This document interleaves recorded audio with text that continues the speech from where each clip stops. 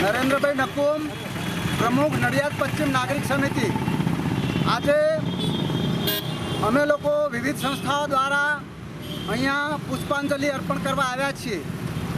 આપણા દેશના લોખંડી પુરુષ સરદાર વલ્લભભાઈ પટેલ સાહેબની જન્મજયંતિ નિમિત્તે આજ રોજ 31 ઓક્ટોબરના રોજ અમે જુદી જુદી સંસ્થાઓ એટલે કે ગૌતમભાઈ બ્રહ્મભટ્ટની સંસ્થા, ઘનશ્યામભાઈ, વિનોદભાઈ ભટ્ટ, અમિતભાઈ સોની અને વિવિધ આગેવાનો અમે અહીં આવી અને અમારી પુષ્પમાળા અર્પણ કરી છે।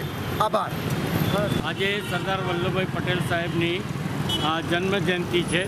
તેમનો જન્મ 1875 ડિસેમ્બર 31 તારીખે નડિયાદ મુકામે થયેલો છે। એટલે નડિયાદ ગામ આજે ગૌરવ લઈ રહ્યું છે કે નડિયાદમાં તેમનું થઈ રહ્યું છે।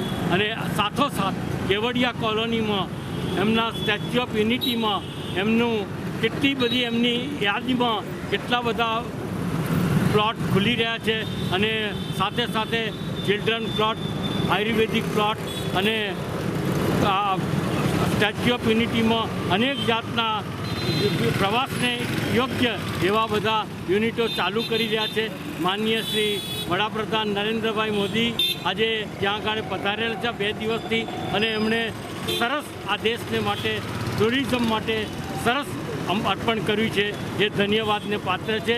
અને આપણા માટે સરદાર વલ્લભભાઈ પટેલ એક યાદગાર ભૂમિકા છે અને એમને આપણે સદૈવ યાદ રાખીશું। લોખંડી પુરુષ અમર રહો, સરદાર પટેલ અમર રહો, ભારત માતા કી જય।